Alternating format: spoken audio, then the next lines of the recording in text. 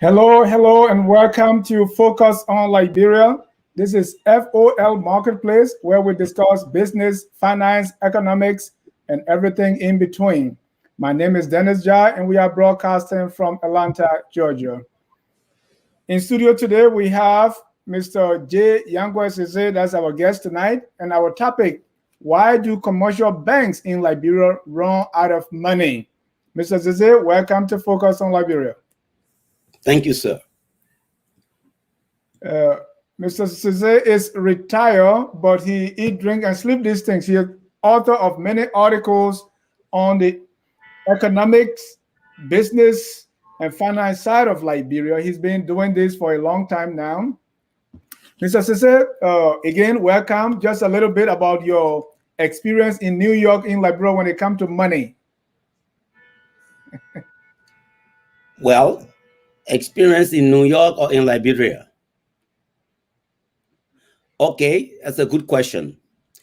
Well, let's get some understanding of what the Federal Reserve is, which is almost the same as the Central Bank of Liberia, versus the commercial banks in Liberia and that of the U.S. In the U.S., the Federal Reserve can play two significant roles in helping the economy, and they call that monetary policies.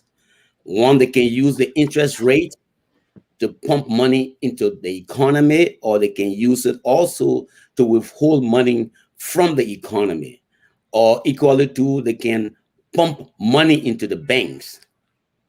So let's look at the two measures that I just talked about.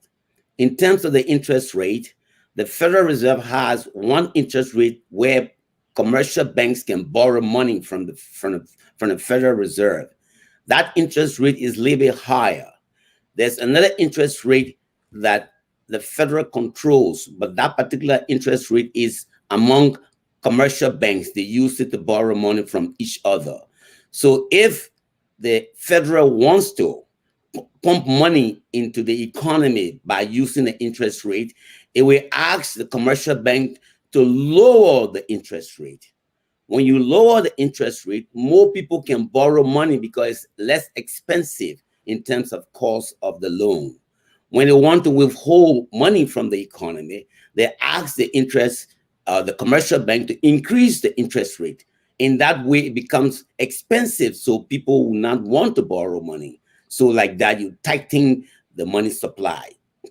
Another way the Federal Reserve can pump money into the economy, it is by buying the bonds or the treasury notes or certificates that the commercial banks at least got from borrowers. Let's take, for example, you are a homeowner and you want to finance a house. You don't have the money. You go to the bank takes the money and gives the money to the original owner of the house.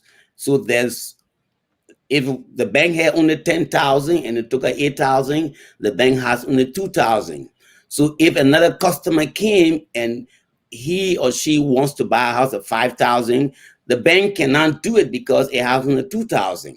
So what the Fed can do in many cases is to replenish or at least get the bond or the mortgage statement from the bank and of course reimburse the bank or replace the money that the bank used to give to the first customer.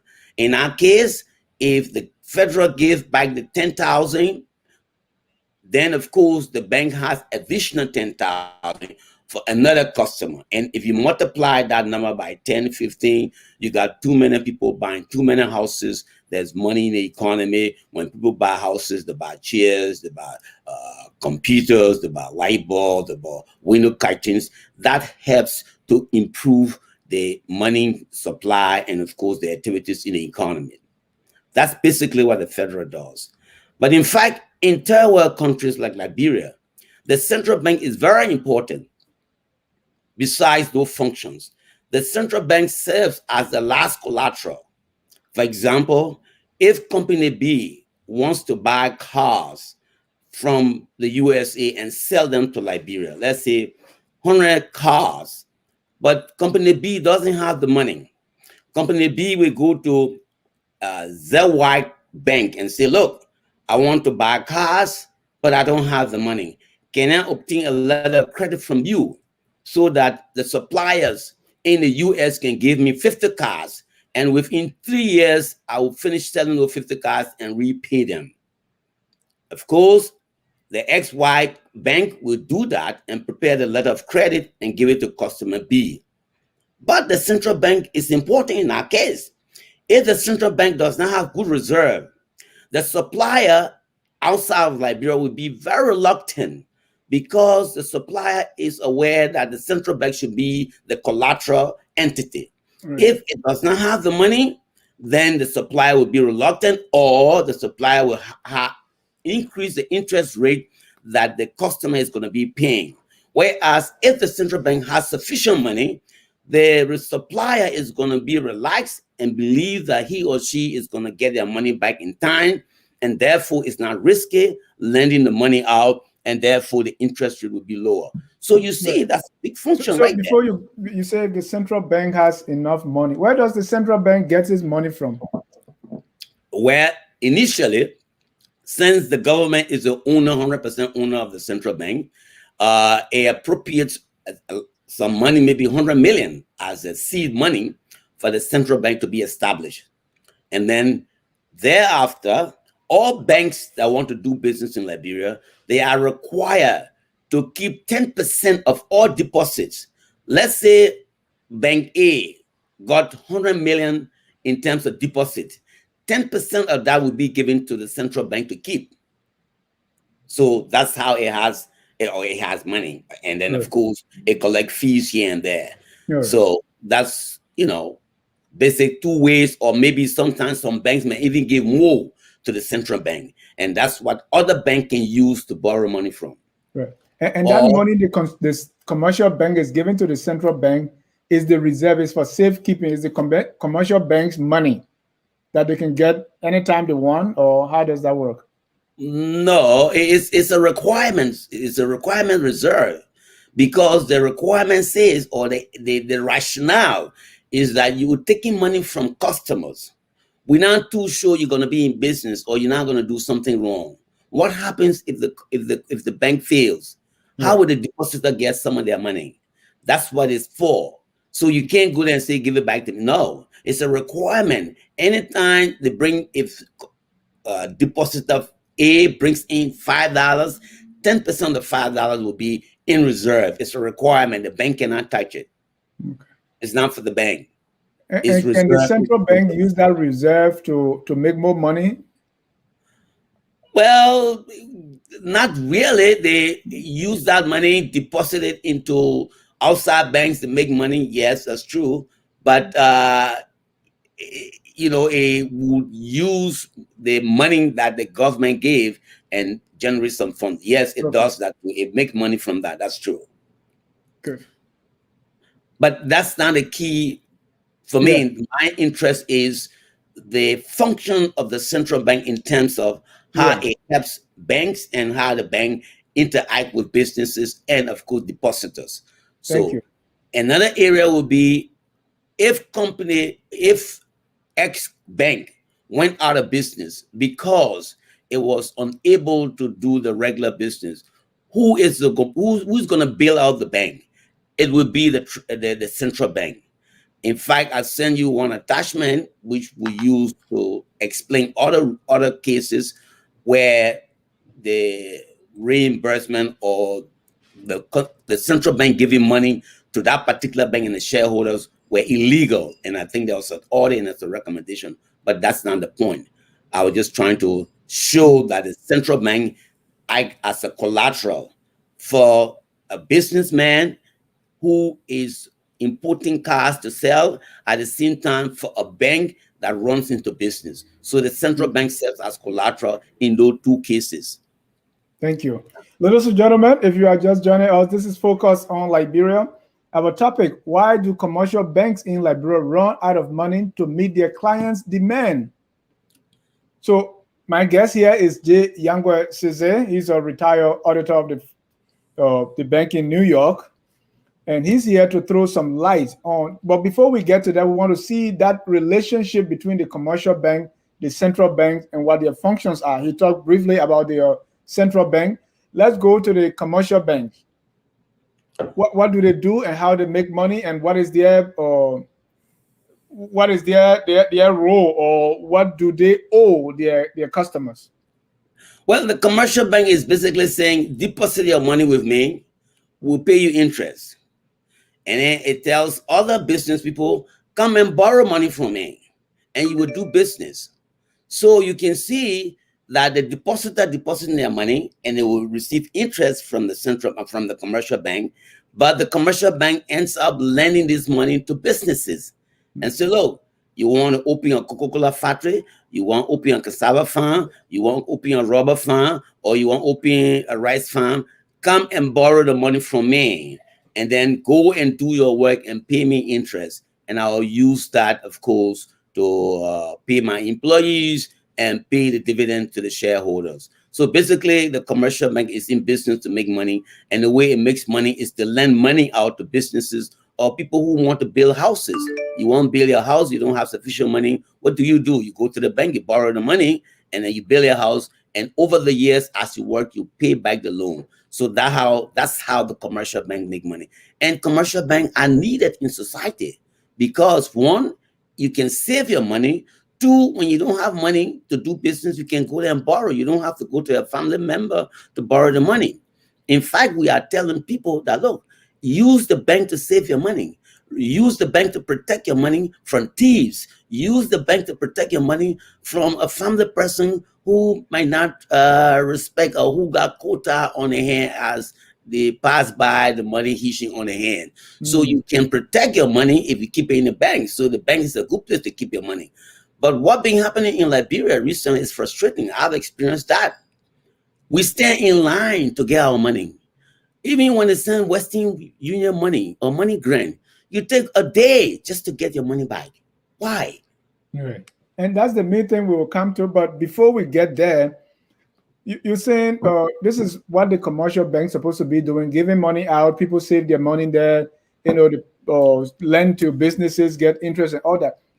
Are those things really happening in Liberia, where a lot of people are now working, and so they are not depositing their money? Or even the people that make small business, they keep their money under the mattresses.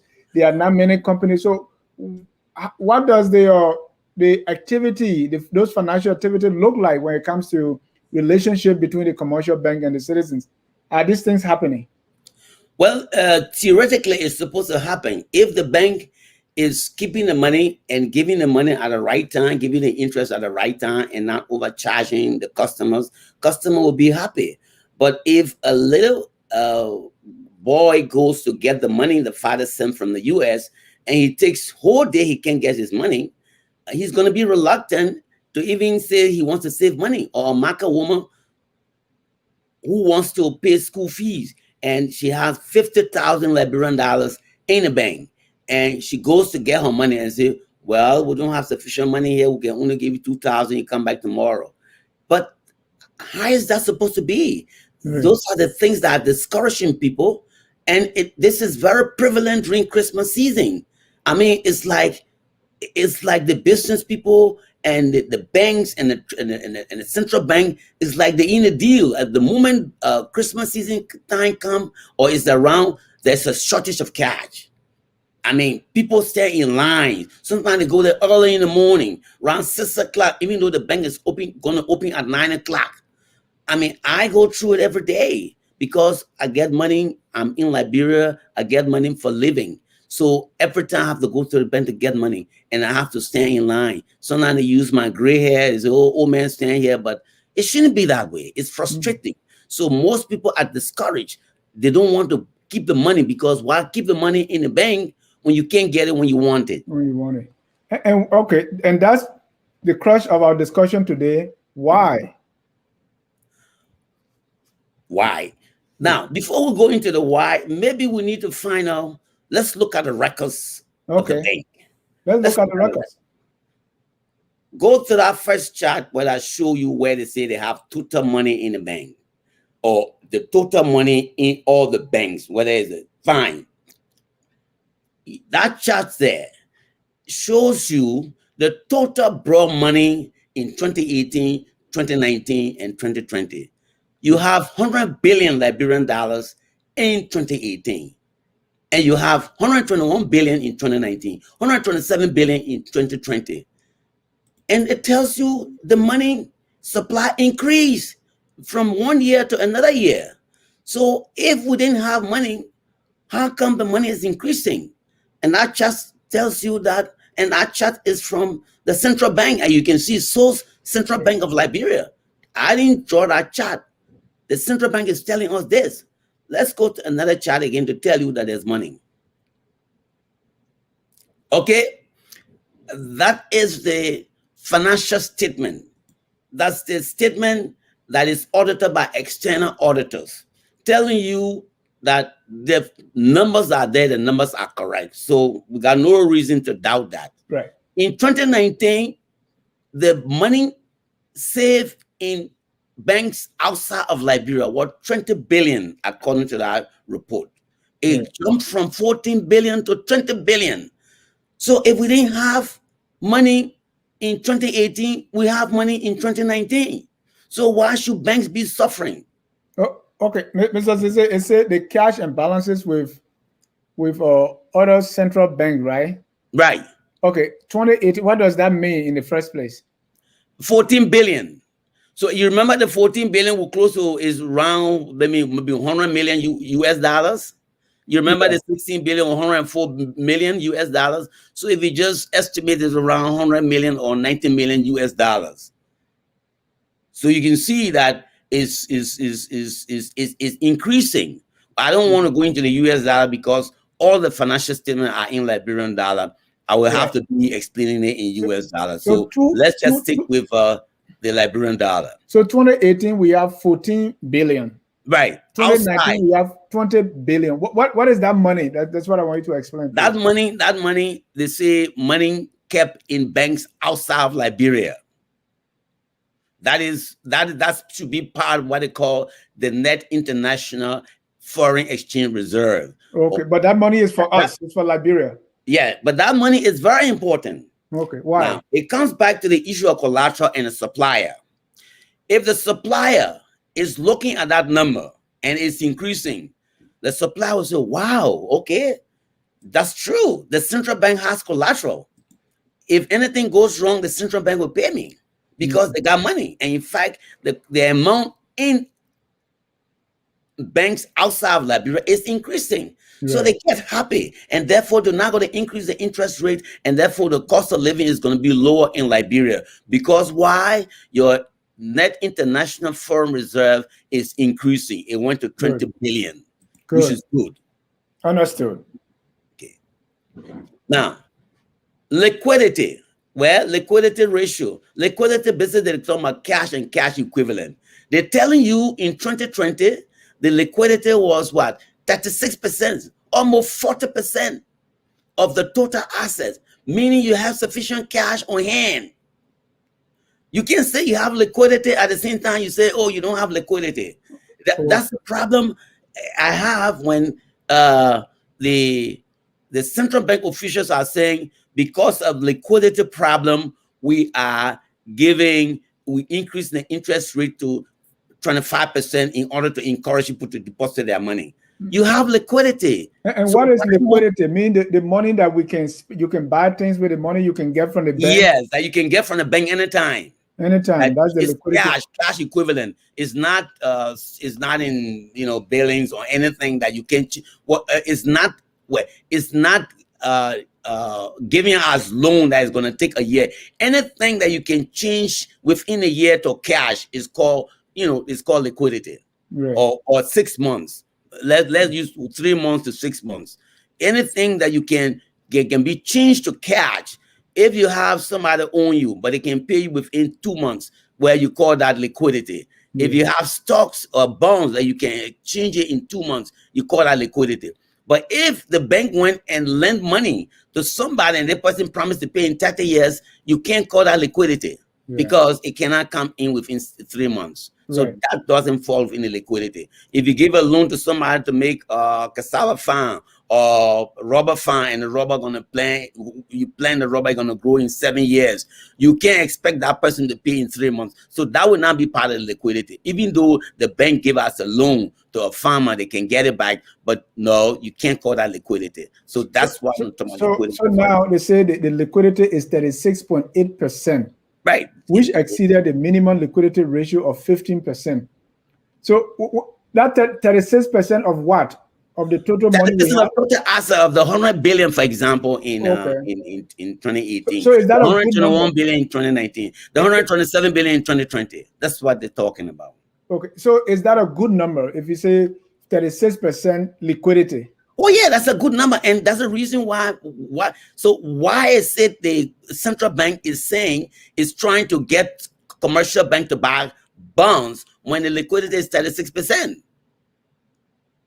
You understand? You only have, because I don't know. So I thought liquidity is supposed to be 90% before it be good. No. You're talking about you're talking about your total assets. Yeah. The total assets in Liberia. Right. The financial asset.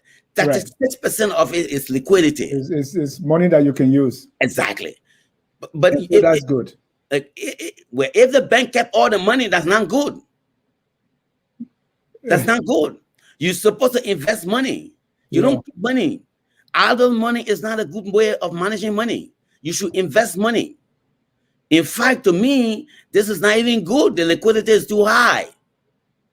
Because, and I'm saying this to you, the reason why the economy will grow is because when people borrow money and go and invest and build houses and invest in farms and invest in rubber farm, invest in cocoa farm, then the economy will move. But keeping them sitting down on the money, that's not good.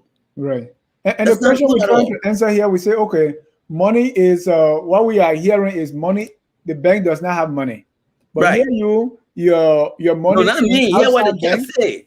The chat says 36%. It's 36%. Money outside the country as your reserve or collateral is 20 billion. So what are you talking about? Let's go to the next schedule and see what that tells us. Okay. This is another schedule that kind of support the liquidity issue. Again, it tells you the money supply was 100 billion and 2018, 2019, 121 billion, 2020, 127 billion. Of that, they told you from the sheet, not me.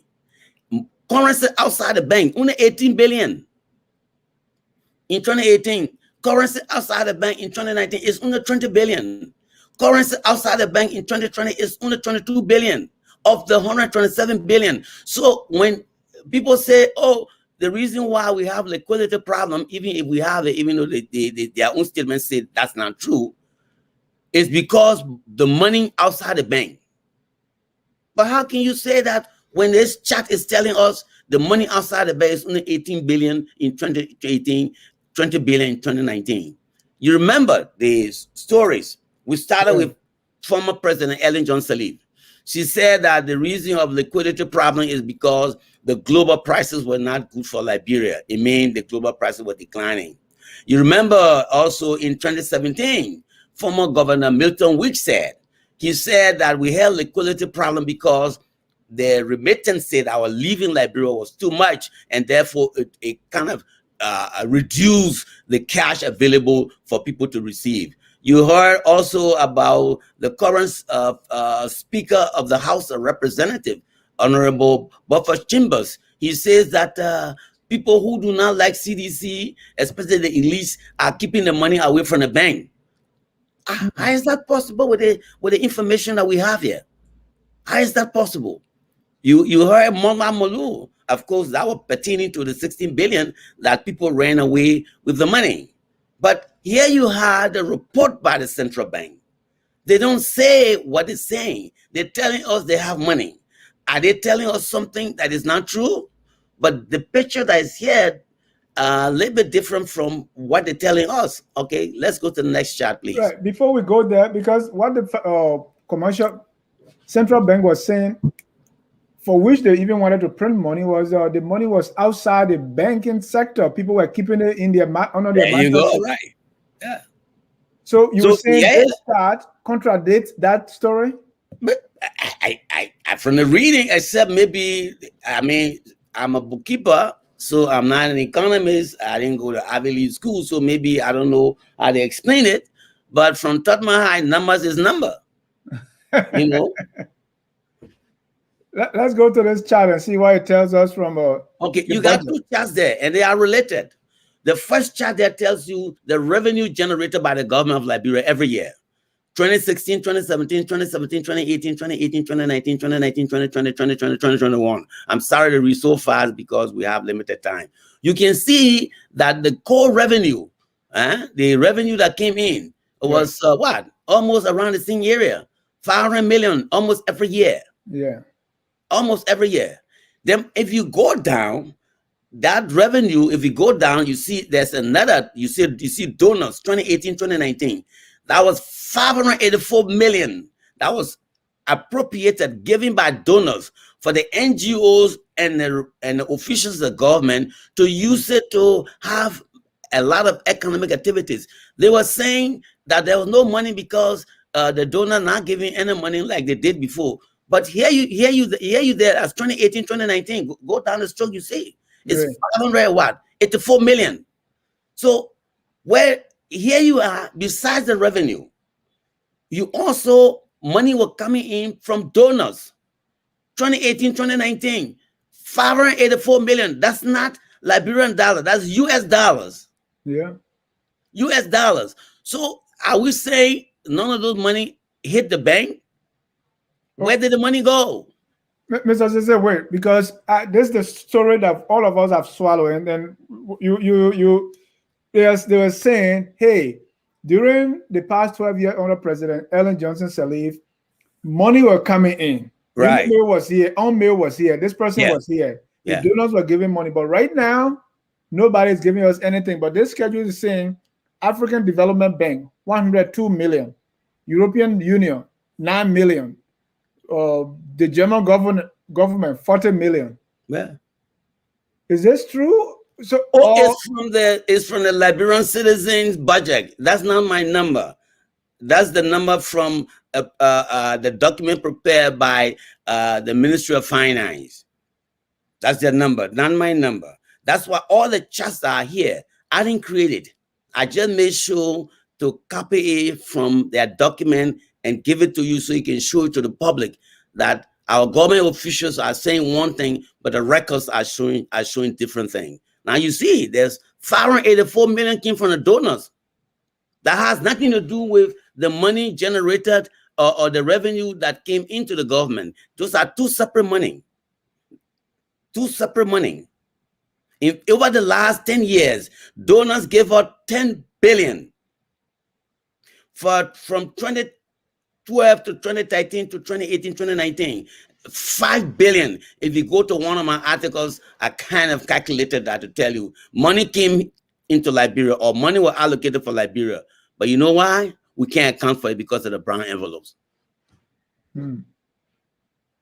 Now, okay, that schedule, they're telling you money coming in, remittances, and money going out. You can see in 2018, more money came in than the money that went out. The difference of what?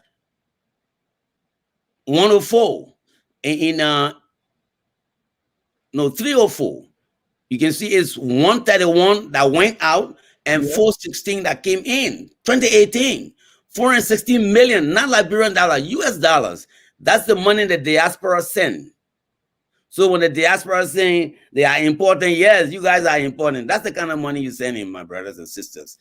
In 2019, 323 million was sent to Liberia. Only 119 left the country. So again, a difference of 203 million. So when they say, oh, no money coming in, my friend, look at the records. Here you got 2020, 360 million came in. Only 104 million left the country. Again, a lot of money. Where did the money go? And Cheryl Ray is asking, are these donations actual cash or cash equivalent? Well, if they give you cash, you gotta buy gasoline. We should not be like one of the senators that say if they gave gas slip, that's not money. So if they give you money, you still have to buy the things to do the job. They not give you money to sit on it. They give you money to say, okay, I agree, that's a good question. But what happens if you want to build a house and instead of giving the raw cash, they give you the materials? Are you not going to quantify that to say that's money? You will say, no, that's not money. Or let's say, for example, in the case of Gaddafi, he gave us all of these equipment to build, or at least to have a rice farm. Are we saying the equipment that in Lofa, we should not exchange them to say those are monetary values? We should say, no, they didn't give us money, or because we can't sell it, that's why we say we didn't eat it. Okay, if they give us the equipment in 500 million, they didn't give us real cash, where are the items that they gave us? Right. So the answer here is both cash and cash equivalent. Yeah, cash and cash equivalent. Or even you could give me equipment. But what did you do with the equipment? People sell equipment. They bring cars and people sell the cars. Right? They bring cars for projects, and people who receive those cars later on end up going to the neighboring countries and sell those cars. Let's get to this final statement. Okay, this statement also is telling us, the U.S. Embassy told us that yes, the money that they said got missing, didn't get missing. It went to the banks. That's what this statement telling us. So, again, that's a statement from the U.S. Personally, as an auditor, I won't accept it.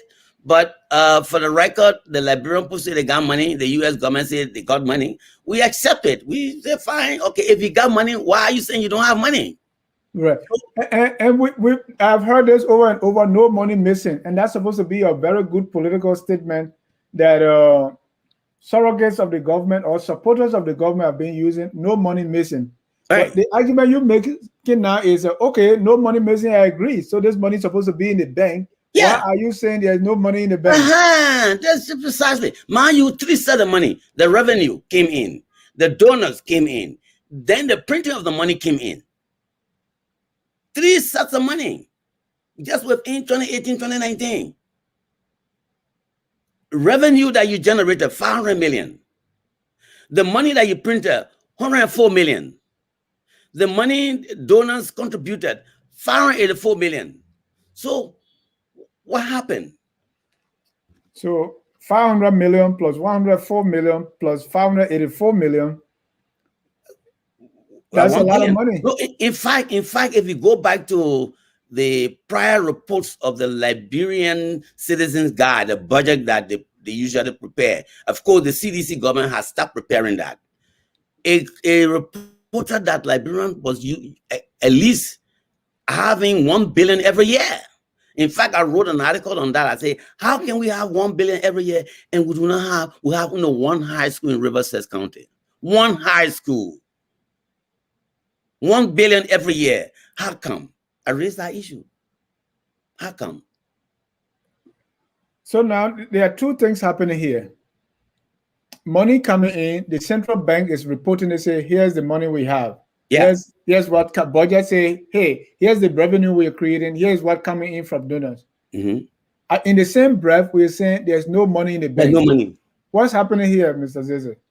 But that's what we need. We go further and see. Let's go down the chart. We'll begin to see some of the answers why the government or the papers are saying there's money, but in fact, people are experiencing when there's no money. So let's that's all the chat we have. What else can we look at? Because somebody watching this say, Mr. Zaza, you're confusing me. Government, they've told us we need to print money because the money is outside the bank. But the numbers here are telling a different story. Is somebody not telling the truth? That's a good question. That's what we, the citizens, need to find out. That's the number from the central bank. I didn't make those numbers. If you wanted, anybody who wants a copy of that report, I can email it to you. I just copied from the central bank report. It's in my file. That's not my number. But what have you heard from the central bank? What have I heard from the central bank? But let's go into some of the things why there's no money. Okay, For example, the the statement made by the IMF that by 2016, the government of Liberia will own the central bank 260 million. I sent that to you. We discussed it the last time. You don't have that? It's a statement. Okay. Right. No, I didn't process that for the show today. Oh, okay. So you can just make mention of it. Yeah, it's a statement. So again, money borrowed from the commercial bank. That's why the commercial bank not having money. Money borrowed from the commercial bank. Because when the government doesn't have money, it sells T-bills, treasury bills to the commercial bank. The commercial bank intend use the depositor money. The other 90%, they give 10% to the central bank. The 90%, they use it to make quick profit because the central bank put up a release and say, look, because of the liquidity issue, we want to encourage people to bring the money from the mattresses or from under the mat, or people who don't want to keep the money. We increase the interest rate to 30%, to drop it down to 25%. If I am a manager of a commercial bank and the year is coming to an end or in any part of the time, and I realize that if I buy 10 million worth of treasury bills from the government of Liberia, in 2 weeks or in 3 months, if the interest rate is 25%, I will get $250,000 net profit. Am I going to say no? I will do it. So when government is using money for different things, when government is misappropriating the money, then of course the money runs out of the system. Now, the IMF is telling you the money came from the central bank. No, sir. The central bank doesn't have money because there's a law that anytime the central bank makes profit, after it keeps setting requirement as reserve, the rest should be turned over to the parent, and that happens to be the government. So they don't usually keep money. They only keep money that the law stipulates that they should keep. Any other amount that's left is passed over to the government. So the only way the central bank can be owing the Liberian government, it is because the central bank is selling treasury bills to the commercial banks. I sent our chat, but you don't have it. Most of the bills they send out are bought by the commercial bank. Nobody is buying it. It's commercial bank bought it. But again, that's the issue. Why will you take money away from the commercial bank if you say you have a liquidity problem? Which of the banks got a liquidity problem? Is it the central bank or the commercial bank? If the commercial bank have liquidity problem, then you should not take money away from them by selling stock to them or by selling bonds. Because when you sell bonds that the interest rate is 30%, you are encouraging the managers of the commercial bank to take money away from the vault of the commercial bank and pass it over to the central bank. So you see why the commercial bank vaults are almost empty, and even though the paper is saying there's money, because you in Liberia there are two pockets. One pocket representing the commercial bank, another pocket representing the central bank. Okay, the depositors bring the money and put it in the right pocket, which is the commercial bank. Now, the central bank, the government is running out of revenue. They don't have money to do whatever they want to do, to pay the huge salaries. They go to the central bank. They say, we need money. They say, well, we don't have money. They say, look for where to get money. All right. They can't carry guns and put to the heads of the managers. Or what they do is to say, okay, look, hey, we have a rate of 30% or 25%.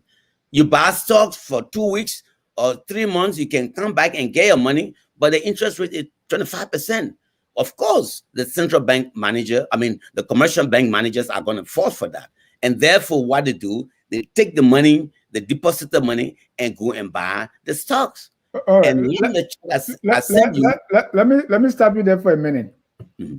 We're looking at the reason why the commercial bank will be out of money, even though the papers here saying there's money there. Number one, you're saying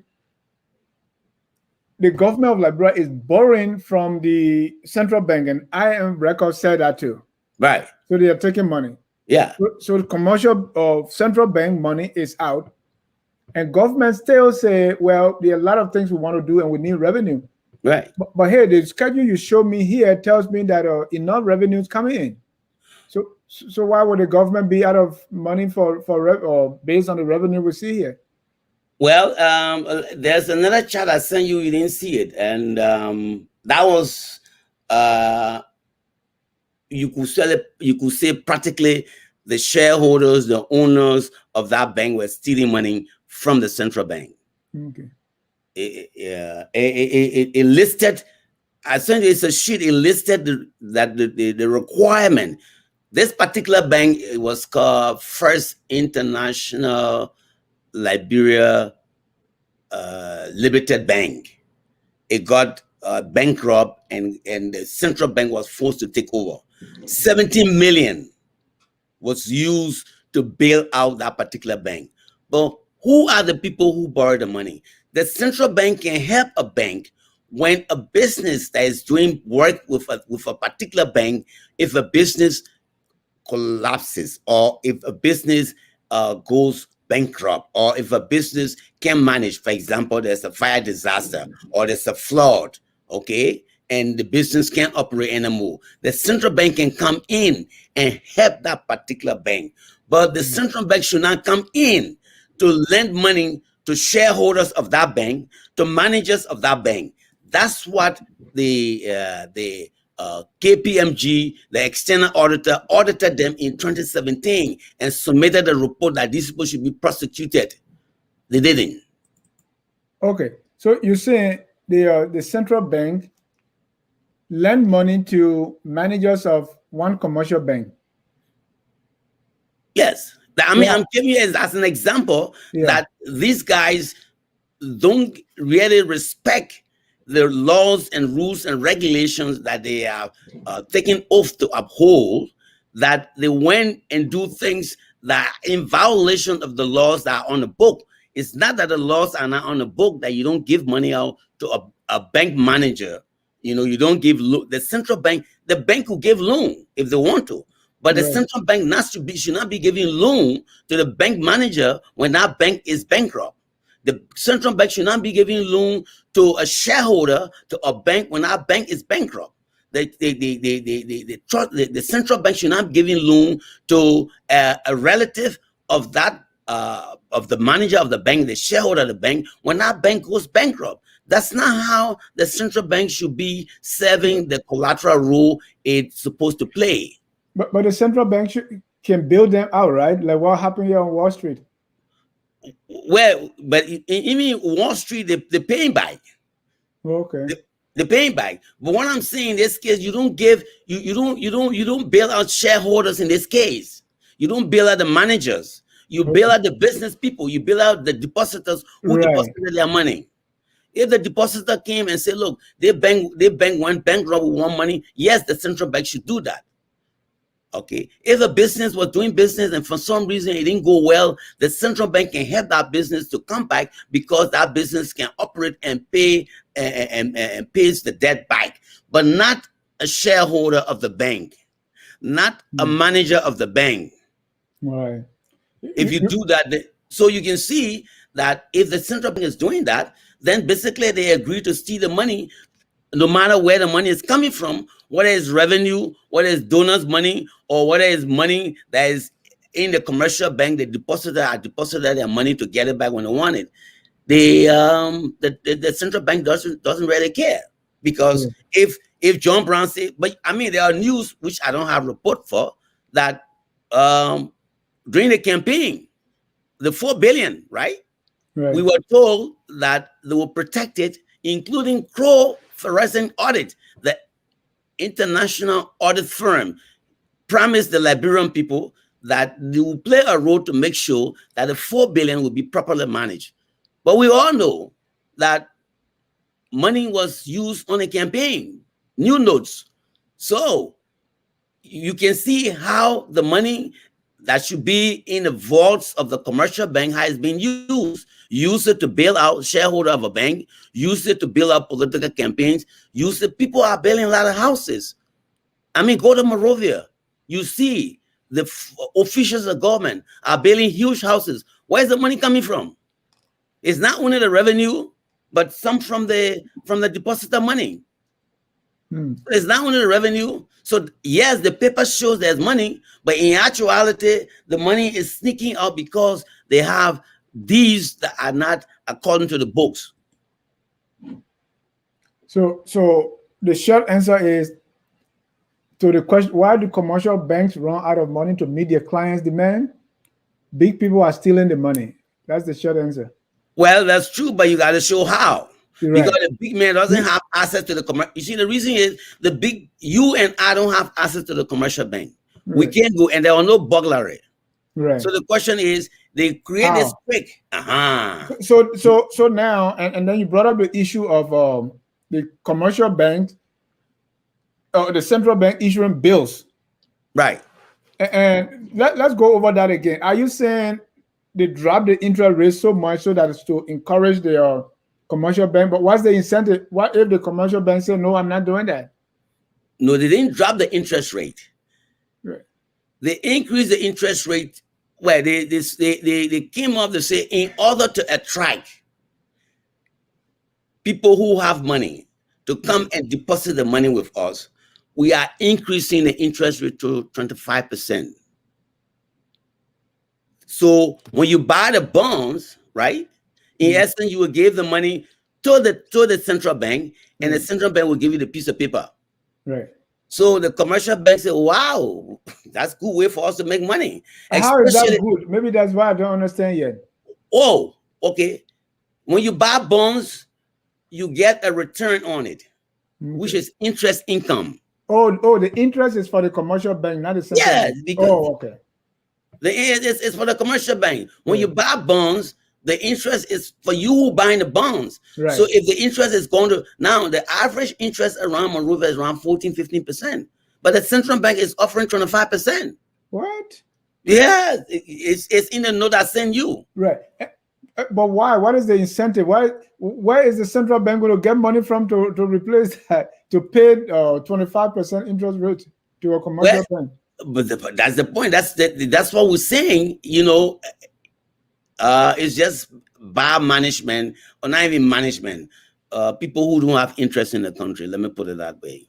It's serious. I mean, if you say you're fighting liquidity, why take money away from the commercial bank that deal with the customers, right? Let's assume even if the interest rate was low, let's assume it was even 5%.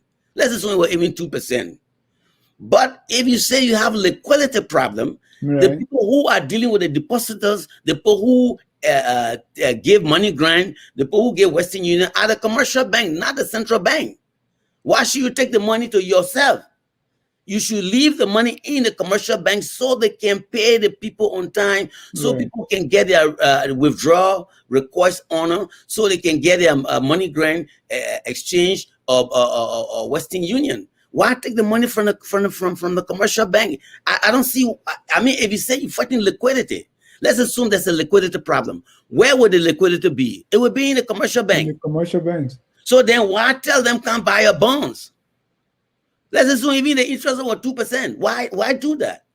And why? So me now, the commercial bank or the central bank is like a back door for the government, because and it also means the governor of the central bank should be someone who will say, yes, sir, do whatever you want, because there should be laws protecting the money. So why would the governor or the central bank do this? Well, again, that's a question. You and I know the answer. I don't have to speculate here. We all know why. I mean, if we are to build 48 units in less than 2 years, and people say it's okay, fine. So John Brown too will have to build his house, right? Nathaniel McGay said he borrowed money from the bank, $200,000 to build a house. Other people are building houses. So where did they get the money from? I mean, even if you went to a bank and they say, okay, you employ, but if this man is a political appointee, how long is he going to be in office? 12 years?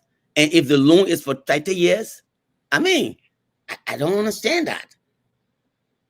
Why would a bank give that kind of money to a political appointee who can be fired at a time? And he or she, and most of them do have licensed profession, say when they are fired, they can be rehired for a higher amount, or at least 3/4 of the pay they get in today. I mean, so why would a bank be doing that? But again, it's the kind of environment we have in our country. That is, government money is elephant meat. Let's eat it. And send the people don't care. Why care? Just eat until they get ready to rebel. Fine. But before that time comes, I will eat mine. So that's all they're doing. So then they come and give us false report. I mean, that's what I see. Right now, in fact, this new government is not producing report of the donors' money. I've checked 2 years now. They didn't show how much the donors at least donated for NGOs to use and do business in Liberia or help the Liberian people. Why should they be doing that? In addition, in the 1999 Act creating the central bank, specifically in order to address these kinds of things, Section 42 clearly states that the central bank should not borrow more than 10% of the aggregate ordinary revenue. Okay? That means to say there's a limit. So they could not just be borrowing and issuing treasury bills and getting money. There's a limit. But are they observing it? I don't think so. The chart I saw in 1 year, they didn't redeem bills 60 million and 7.5 billion. So if you add those two out and you multiply 10% by the 500 million, because I get 50 million. 10% by the 500 million, 10 million. So they should not borrow more than 50 million. That's what the law says. Are they respecting the law? No. Who cares about it? Exactly. And that's a question. Who cares? Who's supposed to be checking on these things? But that's the job you play now. Thank you very much. And why are you telling me this late? I wrote about it. I wrote a lot of articles about it. In fact, let me go back. And does this tell me why, because political parties now, because you are individual and sometimes maybe your voice is low, but should political parties have people that will be doing this kind of job that you're doing? Well, we've been doing it. I began this job looking at the central bank about 2010. In fact, the website, the perspective, specifically Honorable George Nubo and I prepared a letter to the central bank, to the Corpus Library, auditing firm, to the IMF, because I saw something that didn't sound good. They said that we had over 240 million net reserve, foreign exchange reserve in the US. But look, anytime you have money in a bank, they give you interest, right? Right. They give you interest. If it's not in checking, if it is in time deposit or just saving, they give you interest. So this money, and then I visited other reports, Ghana, Gambia, Jamaica, Indonesia, Kenya. I saw their reports. I put a report together after I sent the letters to the central bank, to the IMF, and Corpus and Library. Then I contacted some colleagues of mine who were in the government. I told my Ellen time. I told them, I said, look, this is a problem. I don't want to write a paper for people to get scared to run on the bank. It's going to have an impact on the country. I'm not here to look for names, but you guys have to tell the government that they're doing something wrong. This is not money. It comes back to the SDR.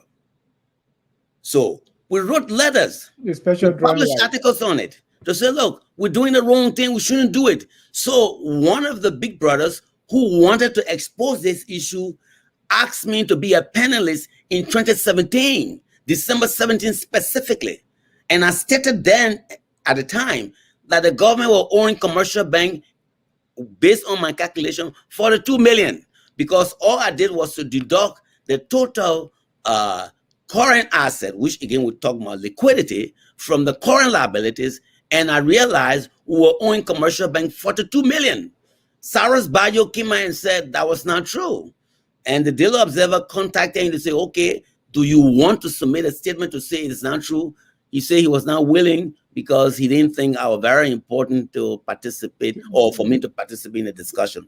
They were invited to the panel discussion. The central bank official did not show up, but we had a meeting there. So efforts have been made. But again, it appears like we have taken the coup of corruption, that corruption is okay, that, you know, it's an elephant meat. I'm waiting for my time to get there so I can get a piece of the pie. So that's why nobody cares. I mean, I don't see the reason why people will be eating money that does not belong to them and people are friendly with them. That's just tough for me. Wow. And because of this, do you know that I think there's a new budget that has already come up? So we'll devote some time, even tomorrow on prime time, to discuss this money business because it's serious. But let's take a short break, and we'll be right back. When we come back, we want to read comments from our viewers and get what they think. At Focus on Liberia, we discuss everything Liberia, from education to politics, arts and culture, entertainment, agriculture, history, religion, family, and technology. Focus on Liberia uncovers and showcases the best of Liberia and shows the world the truth about Liberia. We educate, elevate, and promote all things Liberia. We conduct interviews, panel discussions, debates, and more. Tune in to Focus on Liberia on Facebook and YouTube and be a part of the stories that make up the news. This is Focus on Liberia, and I am Tenja. Welcome back to Focus on Liberia. This is FOL Marketplace, where we discuss business, economics, finance, and everything in between. My guest is Mr. J. Yanqui Zaza. Just for tonight, I will call him Dr. J. Yanqui Zaza. Sorry, refuse that, please. Please. Right. The highest academic degree I have is that I'm a CPA. I'm okay with that.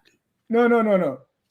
CPA is accounting degree. Doctor is people can confer honorary doctorate degree on you. We see that all the time. But here, let's get back to the issue. The question we're trying to address tonight is, why do commercial banks in Liberia run out of money? From what we saw from the reports, it says we have money, but we find out that what we are hearing from government is the opposite. Where is the money going? Stealing.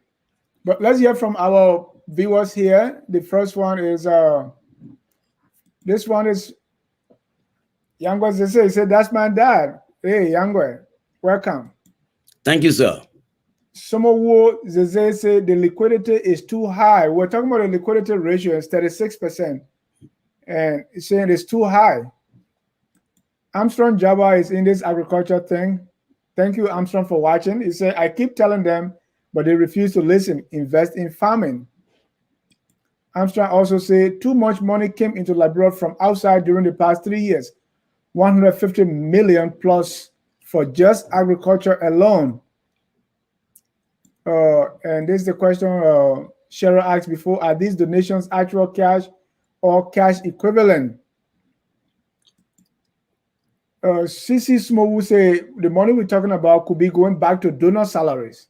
So donor may be giving money, but it's going back to them probably. And please jot this down so we can talk about them. Gabriel Carter say everything is spent on wage bill. Senator Dick say be careful before they come after you for exposing them. Cheryl Ray say, are you saying that the money from these three sources should always be in the bank? For example, revenue generated. I think is used to provide goods and services by the government, right? If so, there will always be a net difference between deposits and actual amount at any given time. Cheryl and Gabriel Carter say the Pape understand basic economics, especially the relationship between the CBL and the commercial banks. Love it. Banando is watching.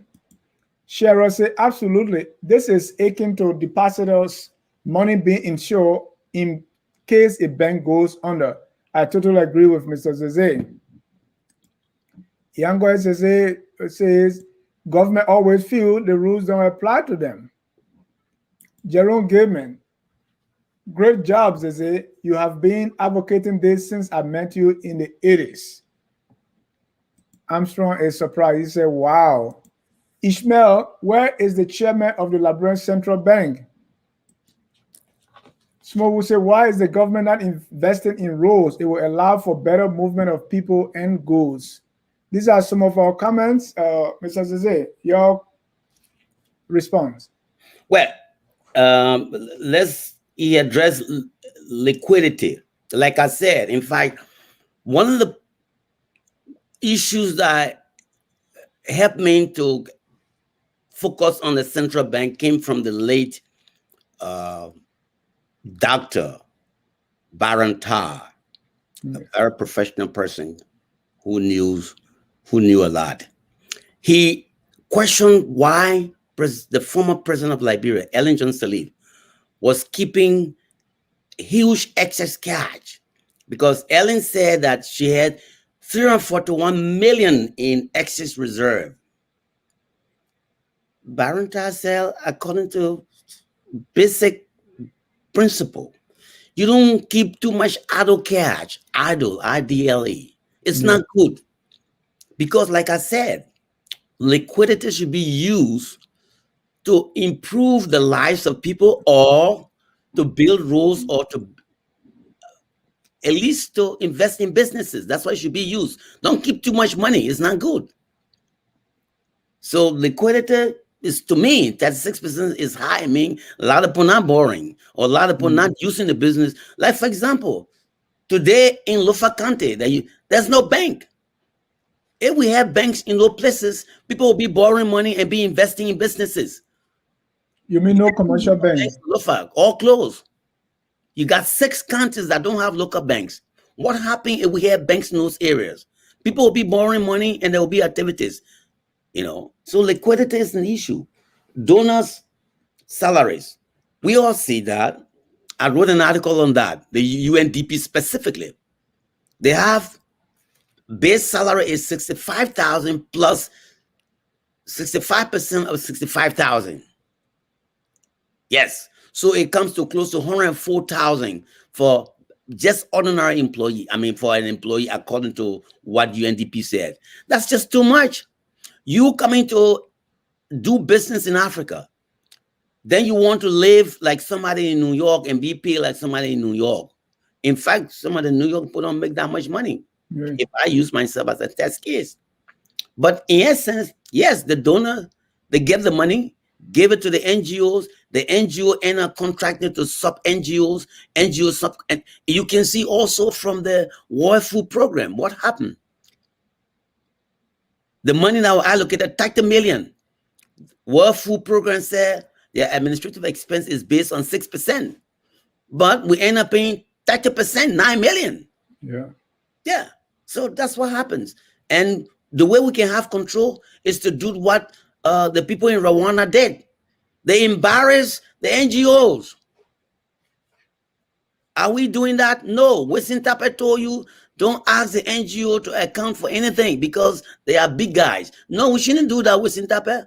Chief, please. You as a professor at the University of Liberia, you should be encouraging transparency and accountability. That's your profession, sir. On the issue of investing in farms, this is a way to go. We should do that. Investing in roads, or in fact improving our roads, we should do that. Jerome Gaiman, thank you very much. I'm just following the footsteps of the big brothers, Tipote, Sawyer, Boema, Bacchus, what have you. So investment in roads, you say we should do that. Somebody said the president is doing that.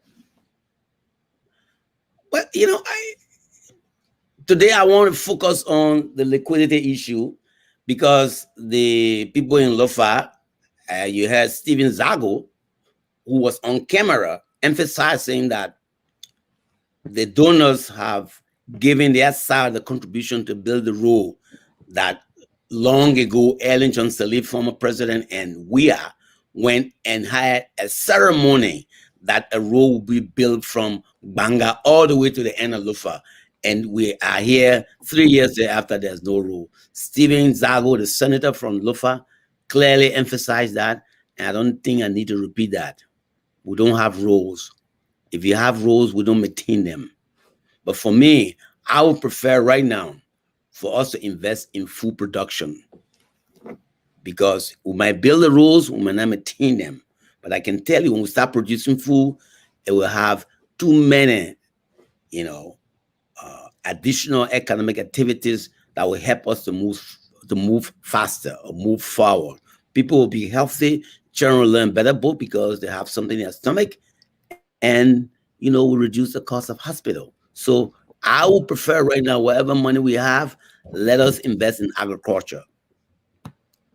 But with what we own now, can that really happen? We're talking about no money in the bank, and we see what is going on between the central bank and the commercial banks.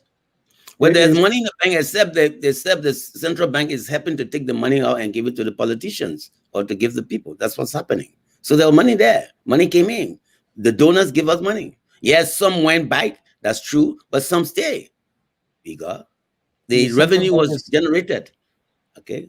Then we printed money. We printed money in 2017, 2018. And again, like I said, former President Ellen Johnson Sirleaf is principally responsible, because most of the container came during her regime. Only one container came during our regime. Is the former president of the Republic of Liberia, telling me that all containers that came, she got no knowledge of it, no knowledge of them. That only we, and that's why I disagree with my uncle, former Vice President of Buckeye, to be asking to account for the 16 billion. He should be asking his boss lady to say, what happened to the money? We don't have the money. They said there was money. Look at the audit report that came out. How can an auditor conduct an audit and then have physical inventory? You got perpetual inventory, physical inventory. Perpetual inventory is to look at the books. Physical is to go and count it. They could have accomplished that in two ways. One, write letters to the commercial banks and ask them how much of the 16 billion they receive from 2016 to 2017, and how much of the old notes they sent to the central bank, because the old notes were not good. Those letters from the commercial bank will have clearly at least proved to the Liberian people whether money went to the commercial bank or money did not go into the commercial bank. Crow did not do that. Right. So let me read a few comments and then I ask you, what do we do now, the way forward? Martin Zinwe said, this is one of the many reasons. By the way, Martin is part of the Liberian Diaspora Shippers Association. He said, this is one of the many reasons why Liberia Diaspora Shippers and business are finding it so difficult to do business in Liberia. Aku Joseph Coleman said, this is scary and we are heading nowhere if we do not have serious leadership to govern. I don't really know who will face this problem. And Mr. Zaza, this is always have to do with leadership. But what if the people are sitting down unconcerned, nobody's talking? Well, that's a political question, and I'm afraid to jump into that area because not today. No, but the economists should be telling us this thing more and more. No, we're telling you what can we tell you? We can tell you how to make money, and we can tell you how to protect the money when you make it. We're telling you there are laws that are written. If you didn't have rules and regulations, then fine. Then we should come up with rules and regulations. You have rules and regulations that is at least there, that the central bank now should not borrow more than 10% of the revenue. But they borrow more than that. When you say borrow, mean the money they're taking from the commercial bank? From the central bank, yes, they shouldn't. Yeah, from the central bank, they should not. And in fact, most of the money they borrow should be less than 90, it should not be more than 90 days. No, explain that again. You said the central bank is borrowing money. When borrowing money in terms of when you sell bonds. Okay. By borrowing money, okay, I'm sorry, I didn't explain that. Okay. Usually they got different way of borrowing money. All right. You can go out there, you and somebody sign a piece of paper. Yeah. But the best way to do it is to prepare a promissory note. Yeah. That give me this amount of money, I will pay you at social time, and I will pay you the interest rate on it will be this. That becomes bond. Stock is when you buy stock, you're not borrowing money, you're investing. So usually the promissory note is what people use to borrow money, but we call it bonds. But you could call it promissory note. So maybe I should have said promissory note. Thank you very much for the correction. Yeah, and I had a friend, you know, the brothers. So this guy never used to eat so much. So when they're eating today, and his younger brother could really eat. So the big brother who couldn't eat much will sell his food, right? So I gave you 1 spoonful today. Tomorrow you give me 2. So he will give me maybe like 6. So he's expecting 12. But that's the same amount of food the brother has. So tomorrow nothing's going to change. So the guy whose stomach is not full today and is borrowing 6 spoons, what are you expecting him to get money or more food from tomorrow? So isn't it the same with the government? You are issuing bonds and say, hey, we'll pay you back with 30% interest. Where really they're looking to get the money? But that's how the commercial bank having problem with liquidity. Because the but why keep giving the man the money if he's not paying back? Yeah, exactly. The commercial bank buys the promissory note with the belief, with the promise that the central bank will give back in 2 weeks, 3 months, or 6 months. That's the promise that the central bank gave them when they sell the. The question is, first food, not food. The people are not paying, so why continue to do it? Do the managers care about the grumbling depositors out there, or do they care that they're going to fire them because they didn't generate sufficient income? If you're in that position, what are you going to do? Do you want to make your report to look good, that you made good profit? Or you won't worry that somebody is standing in the street yelling, I want my money? Who are you going to listen to? The possibility that you're going to be fired because your profit ratio is low versus somebody who can't do anything to you, they will just scream, yell, and walk away. Or you can tell them, well, you don't have to put your money in my bank and we'll go somewhere else. Basically, that's what the bank managers are telling us. Right. If you get vexed, these are business people. They are commercial banks. Nobody's going to fire the president, or the government is not going to fire them. Why are they scared? Scared of what? No. The shareholders. When shareholders appoint you as a manager, they want profit. Right. They want profit. You're not generating profit, but there will come a time they will say you should generate some profit from advertisement, right? Then you start looking for a lot of advertisement, okay? And you start cutting on other things. Then you will not talk too long. I see. Oh, okay. But so let's conclude with this. Let's conclude with this. How? I mean, how do we go forward, and what does the future look like for the commercial bank, the central bank, the economy with what's going on? What do you see? But it's good that you're doing the show. It's good that you're doing the show. And I hope that what we're hearing, people will begin to ask questions. People will begin to say, look, first we should be demanding that these entities publish their reports, that the NGOs publish their reports. People should go into their communities and say, anytime we hear about World Food Program, we want to see their reports. Make noise. Look, I told my local people at one of the conventions, I said, advocacy starts in the womb of the mother. When the baby is there, the baby doesn't beg. The baby kicks the wound of the body of the mother to tell the mother, I'm hungry.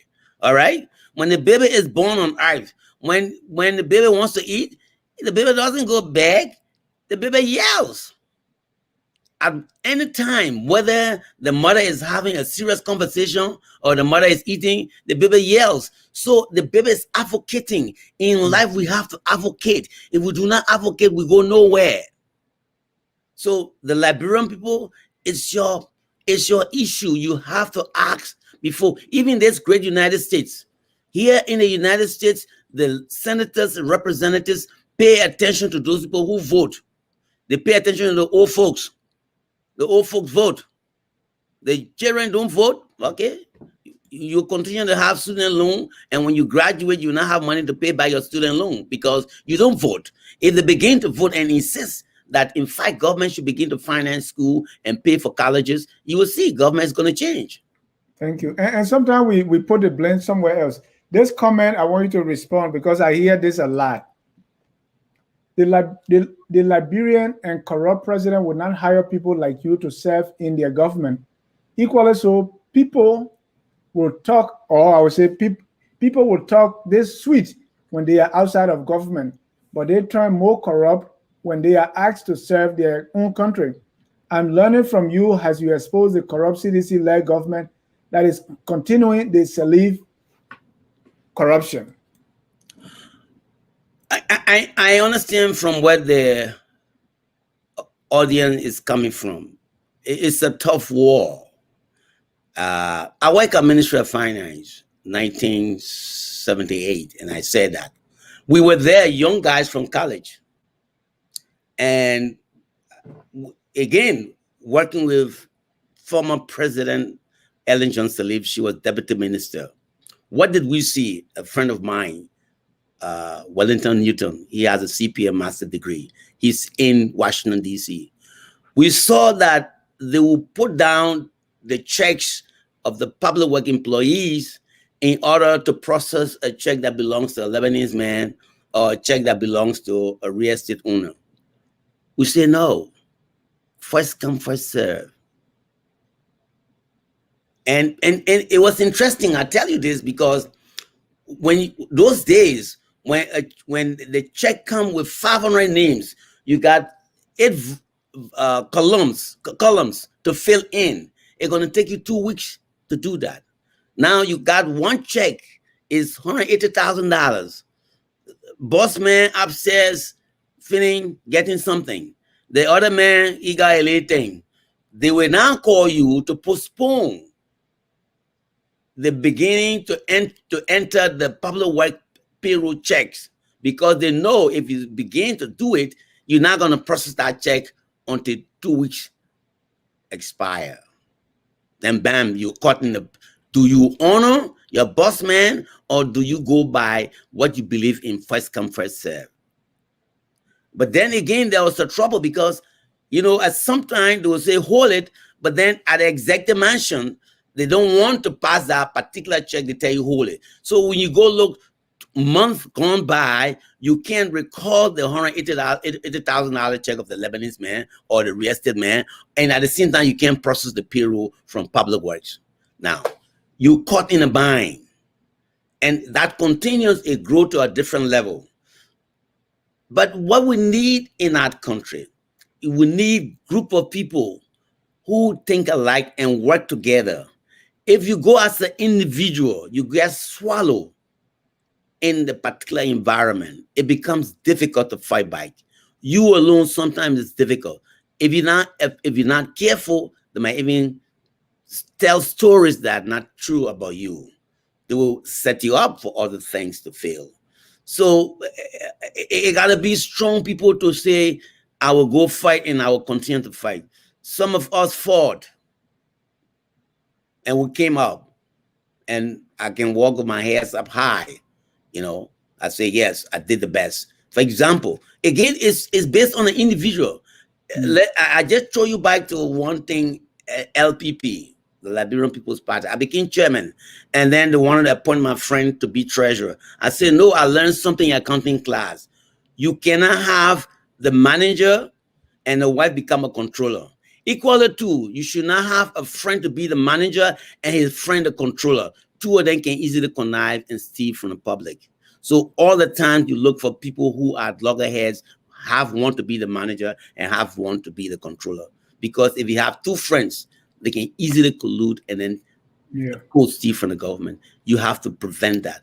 But it's difficult, the system we have, because first, we're not even looking at people based on their records. We're looking at people based on what they can give us to eat. But that is changing. I see it changing. So we shouldn't say we are hopeless. We are not. The fact that you are sponsoring this show, that's a beginning, or in fact, it's being added to what others have done. So we shouldn't give up. We are working and we will succeed. Thank you. For the last 1 minute left, what's your closing comments? Again, my closing comments, I'm asking people to see Liberia as an asset for all of us, not for few. If you see that reports are not prepared, even if that's your friend, encourage your friend to prepare a report. Tell them, say, when you are embarrassed, I'm embarrassed. Say it like that. Let them begin to prepare reports, because that's what this government is not doing that now. They're not preparing reports because they don't want to create records that will haunt them. You see what happened? They put out reports, they felt, I guess, that nobody was going to read it. That's not true. Yeah. Okay. Somebody's reading it now. Right. Thank you, Mr. Zaza. And hopefully next week, same time, we want to have you back to continue on this discussion because it's very interesting. This discussion, well, okay, we talk about that after the show. Yeah. I mean, not just this discussion, I mean economic discussion about our country, but we'll talk that. We want to thank you so much for your time. We want to thank all of you for watching, and even those who are going to watch later. Our program will continue tomorrow, where we're going to have the opposition perspective at 2 o'clock, on point at 4 o'clock, and prime time Sunday at 6.